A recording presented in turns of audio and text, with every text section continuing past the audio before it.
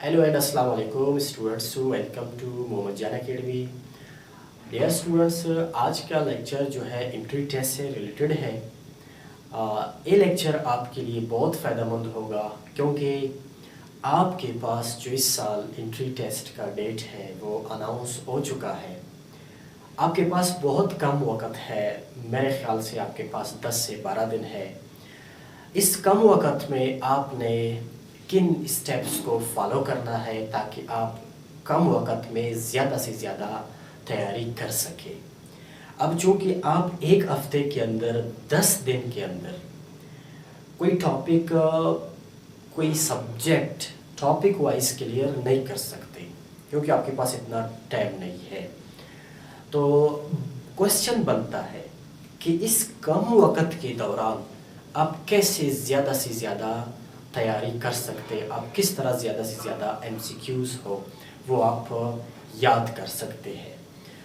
यहाँ पे कुछ स्टेप्स भी आपको मैं बता देता हूँ कि इस कम वक्त में आपने किस तरह तैयारी करना है। नंबर 1। नंबर 2, आपके पास मैं उन MCQs को भी शेयर करता हूँ जो कि आम तौर पर आपको आते होंगे, बिल्कुल आपको आते होंगे, लेकिन जब आप उनके ऑप्शंस देखते हैं तो जो हकीकत में दुरुस्त जवाब है वो आप भूल जाते हैं। एग्ज़ाम के दौरान वो आप बिल्कुल भूल जाते हैं, लाशऊरी तौर पर भूल जाते हैं।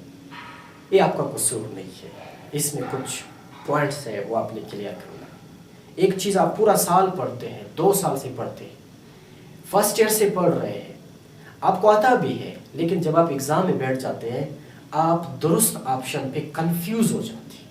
आप हैरान होते हैं कि तीनों ऑप्शंस या 4 ऑप्शंस बिल्कुल रिलेटेड है, तो आपने इस तरह के क्वेश्चंस को कैसे सॉल्व करना है ये भी मैं आपके साथ शेयर करता हूँ। और तीसरा पॉइंट, कुछ ऐसे वैल्यूज़ आते हैं, डिजिट्स आते हैं जो आपने याद करना पड़ता है। वो आ भी सकते हैं, आप उसको फट लगा भी सकते हैं, लेकिन कुछ वैल्यूज़ ऐसे भी आपके पास आएंगे जो आपको याद है, लेकिन वहाँ पे आप उसके बाकी ऑप्शंस को देखते हैं तो आप जो दुरुस्त वैल्यू है वो उसको आप गलत कर सकते हैं, आप कंफ्यूज हो सकते हैं। क्योंकि एक वैल्यू अगर सिंपल सा वैल्यू है तो ठीक है, आप लगा सकते हैं, लेकिन बाज़ औक़ात एक ही वैल्यू है, उसके यूनिट्स चेंज है, तो आप कंफ्यूज हो जाते हैं। आपने जो याद किया था वो आप भूल जाते, आप नहीं कर पाएंगे। तो ये सारे मिस्टेक्स, ये सारे मुश्किलात जो एक स्टूडेंट को एग्ज़ाम के दौरान पेश आते हैं वो लाशऊरी तौर पर एक गलतियाँ करता है। उसकी तैयारी भी सही है, लेकिन कुछ ऐसे इक़दाम है, कुछ ऐसे स्टेप्स है जो आपने एग्ज़ाम से पहले अपने शऊर के अंदर बिठाना है कि कोई भी क्वेश्चन किस तरह आता है, आपने इसको कैसे अटैम्प्ट करना है। ये आज का सारा लेक्चर इसी हवाले से रिलेटेड है, आपके लिए बहुत फ़ायदेमंद होगा। आपने लेक्चर को शुरू से आखिर तक देखना है। बहुत सारी चीज़ें हैं, बहुत सारे मिस्टेक्स हैं जो हम कर बैठते हैं, हालांकि हमें उस क्वेश्चन का जवाब भी आता है, फिर भी हमसे मिस्टेक हो जाती है। आपने इस लेक्चर को शुरू से आखिर तक सुनना है। इन सारे स्टेप्स को मैं आपके लिए बताता जाऊँगा, साथ में आपके लिए कुछ MCQs मैं ले आया हूँ। ये वो MCQs है जो बहुत ईजी है, हद से ज़्यादा इजी है, फिर भी हम भूल जाते हैं, हम मिस्टेक करते हैं।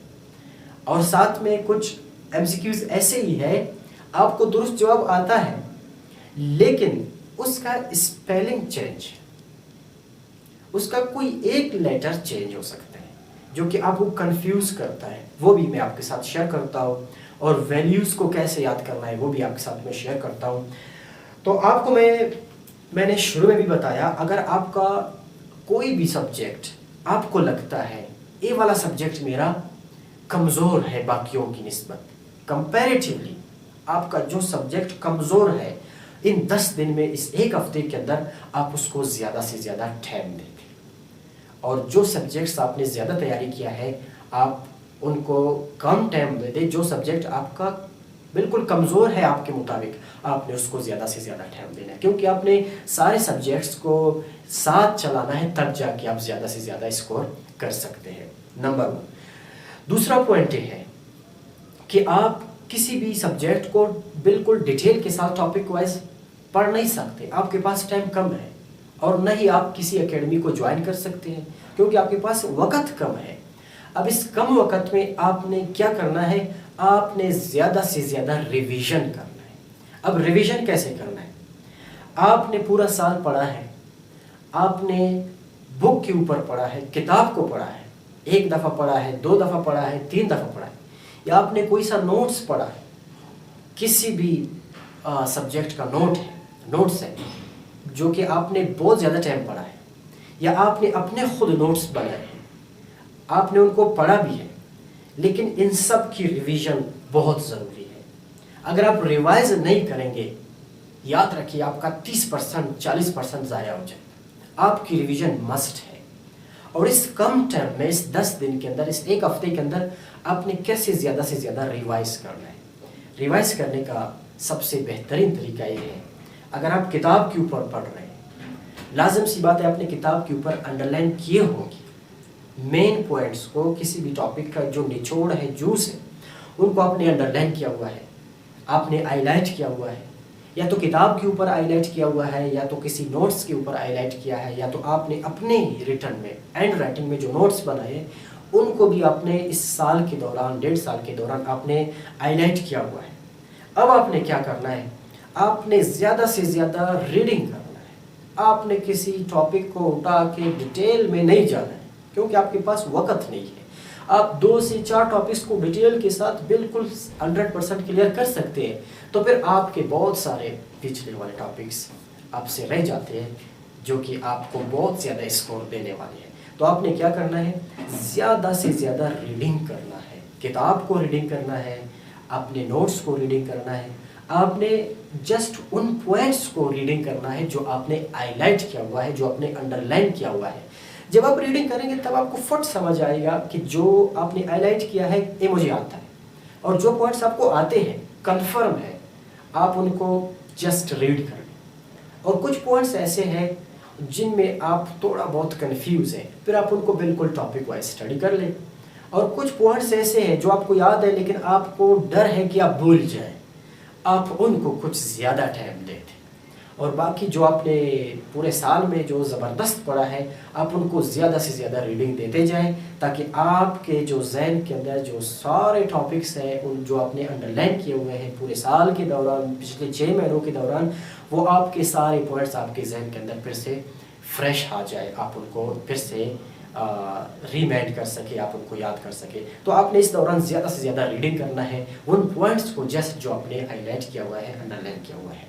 इसके अलावा चलते हैं एमसीक्यूज़ की तरफ। कुछ एमसीक्यूज़ ऐसे आते हैं जो कि आपको उसके जो करेक्ट आंसर है वो आपको आते भी है, लेकिन आप जल्दबाजी करके मिस्टेक कर जाते हैं। कैसे आप मिस्टेक करते हैं?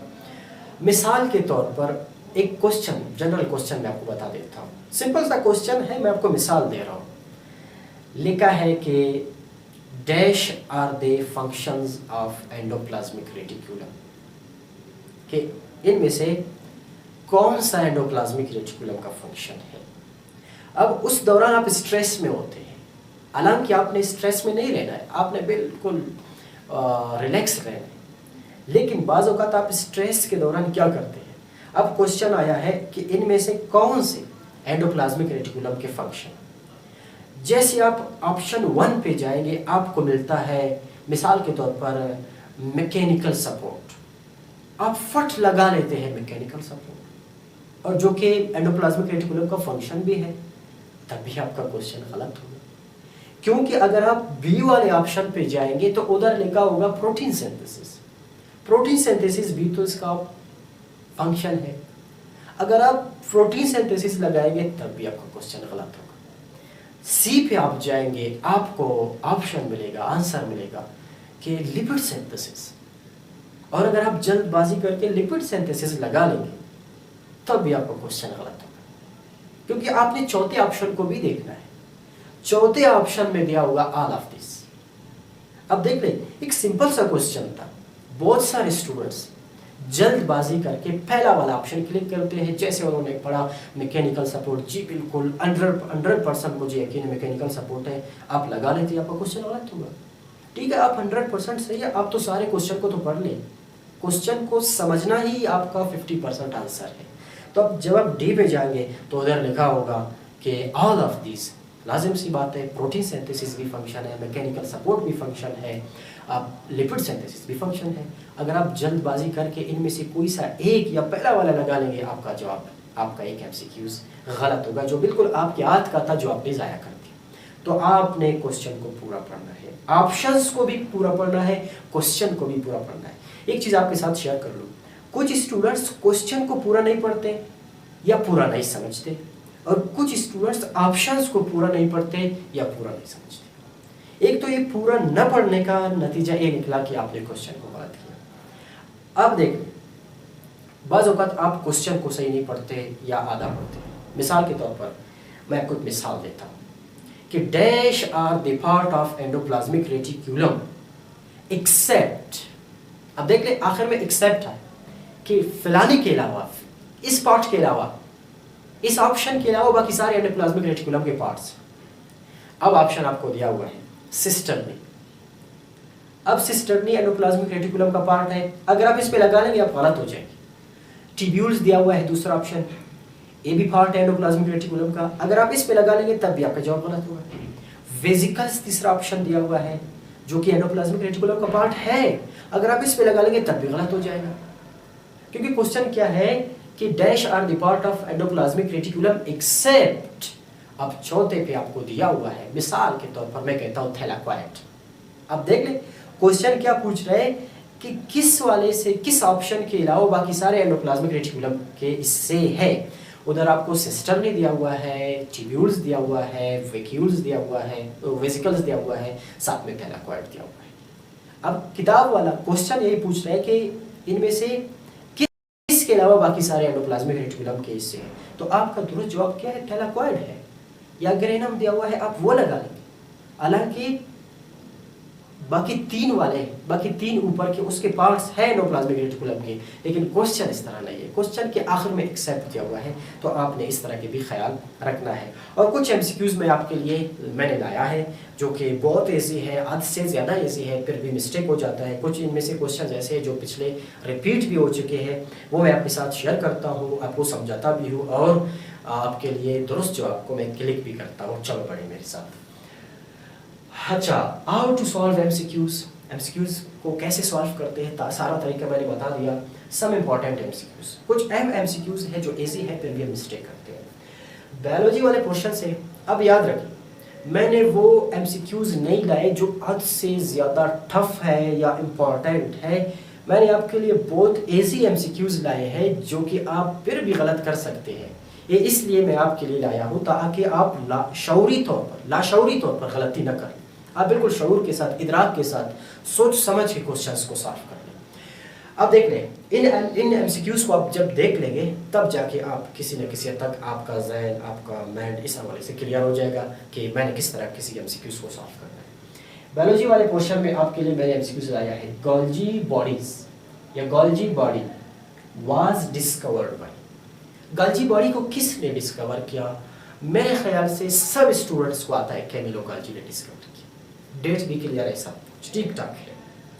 जब आप ऑप्शन देखेंगे तब आप कंफ्यूज हो जाएंगे। चलो बढ़ते हैं मेरे साथ। अब देख लें, Golgi body was discovered by. Golgi body को किसने डिस्कवर किया? पहला option Camillo Golgi 1898, Camillo Golgi 1898, Camillo Golgi 1898, none of this. तीन ऑप्शन में कैमिलो गोल्जी है और आपको भी पता है कैमिलो गोल्जी ने डिस्कवर किया था। डेट में भी चेंजिंग नहीं है।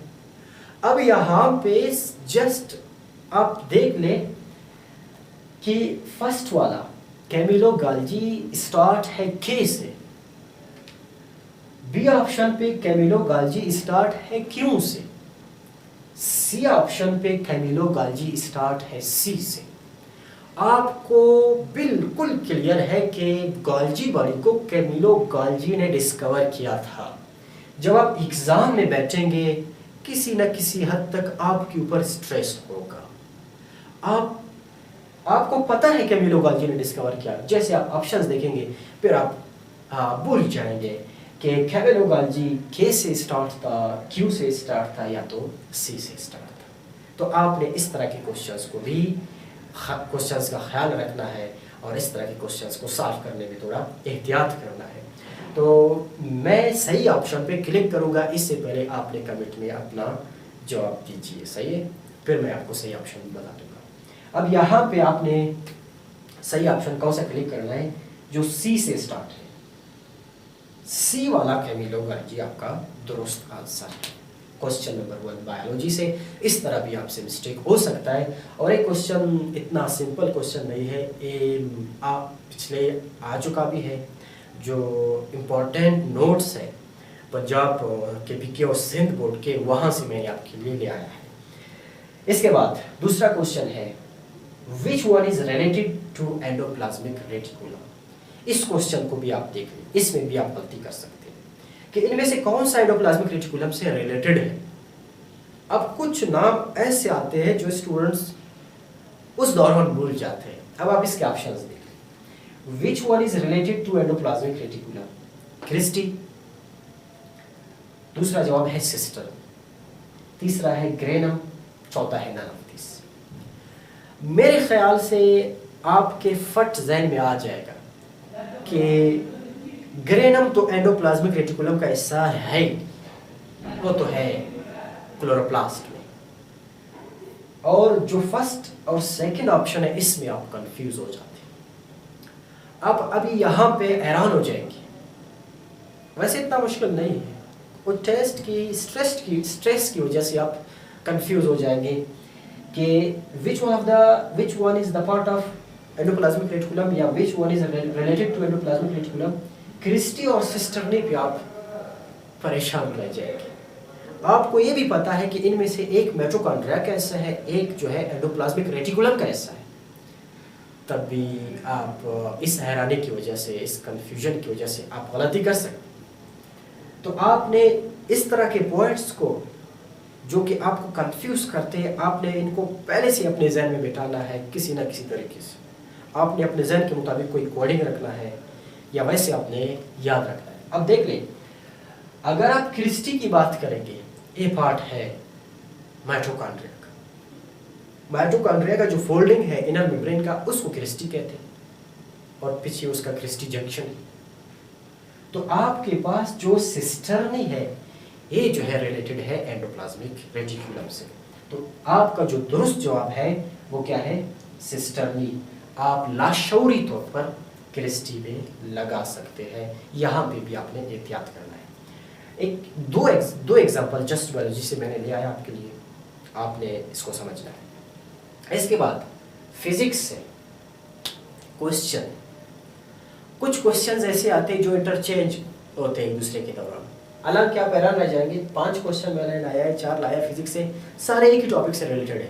मैंने शुरू में बताया मैंने आपके लिए मुश्किल क्वेश्चन नहीं लाया, आपके लिए वो इजी से क्वेश्चन मैंने ले आया हूँ जो कि आप गलती कर सकते हैं। आपको मैं बता रहा हूँ कि आपने एहतियात कैसे करना है, आपने कैसे उन क्वेश्चंस को करेक्ट करना है जो कि बिल्कुल आपके हाथ के हैं लेकिन आप उनको मिस कर देते हैं। आप इनसे एहतियात करें। कुछ फिजिक्स में पहला क्वेश्चन है 1 रेडियन इज इक्वल टू, अब देख लें 1 radian is equal to dash degrees. एक रेडियन कितने डिग्री के बराबर है?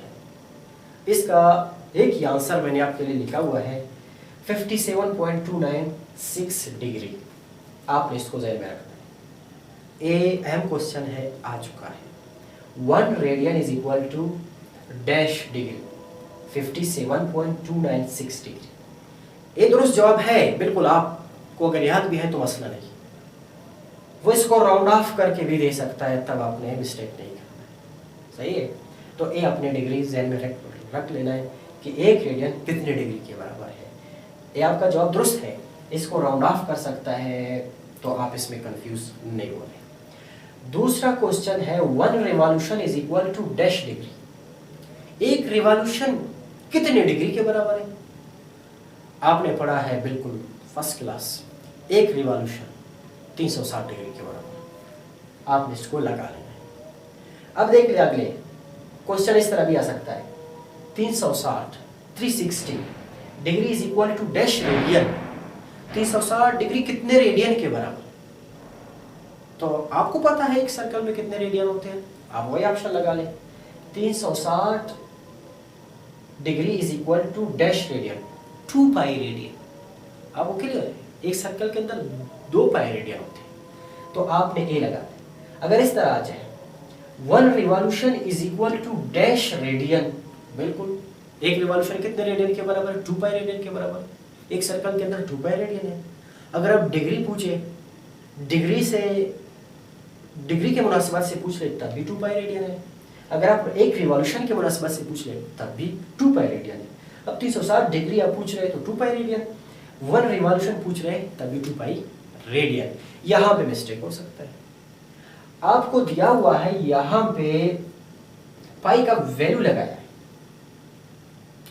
पाई का वैल्यू लगा के 2 से मल्टीप्लाई किया है, तो आपने इस दौरान मिस्टेक नहीं करना है। मेरे ख्याल से 6.28 इस तरह का कुछ वैल्यू आ जाता है, तो वो आपको डायरेक्ट 2 पाई रेडियन भी दे सकता है, जो कि आपने सिर्फ ए पढ़ा है।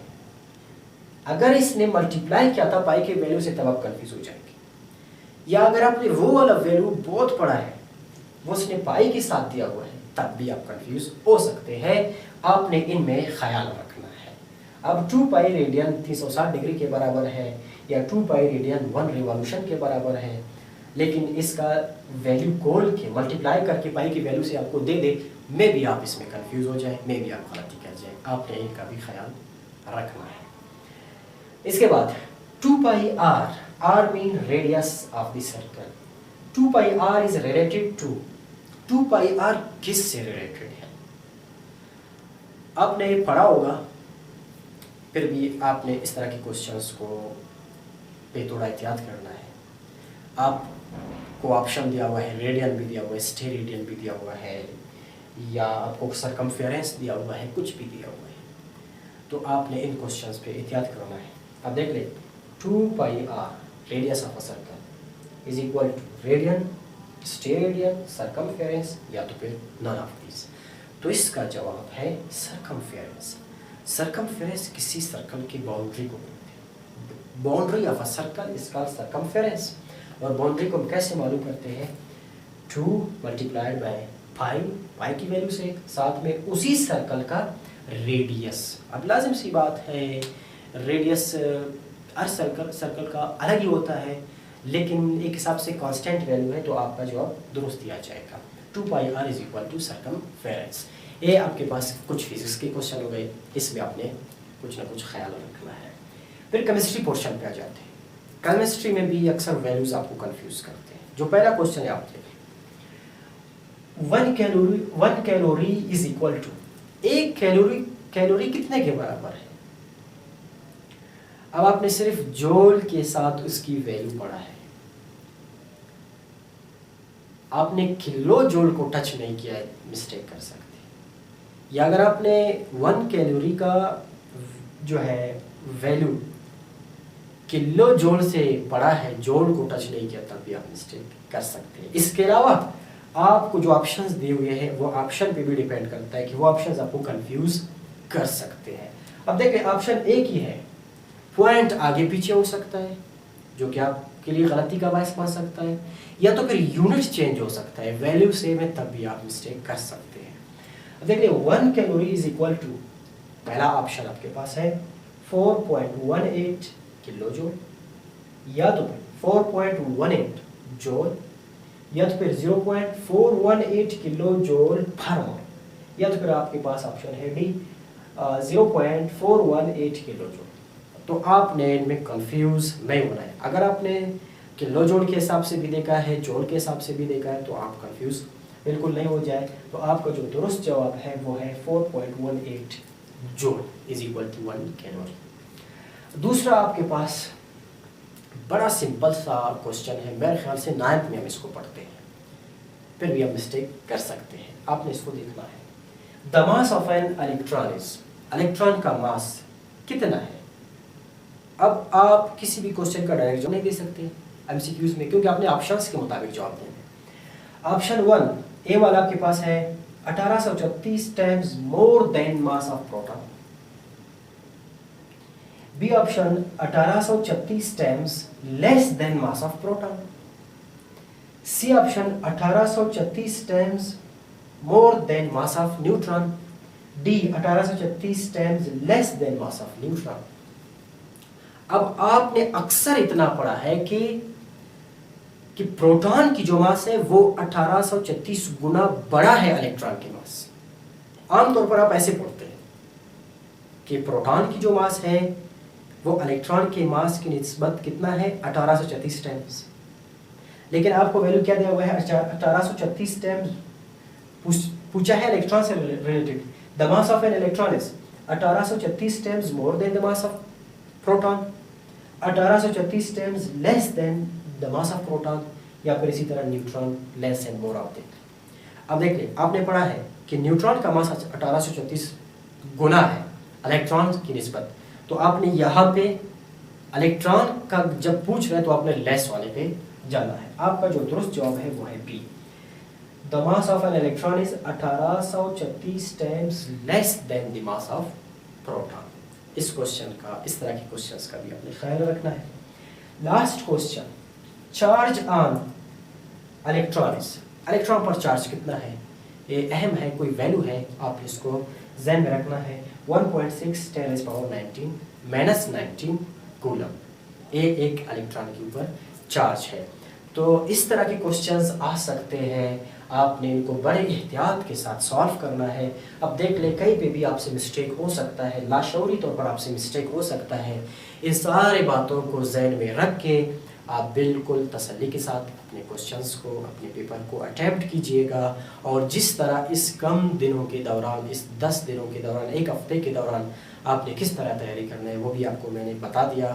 तो हमारी दुआएं आपके साथ है, अल्लाह करे आप कामयाब रहे, आप अपने मकसद में बिल्कुल अल्लाह आपको कामयाबी अता करे। तब तक आपसे इजाज़त चाहते हैं, अपने दुआओं में याद रखिएगा। इसके बाद हम कोई और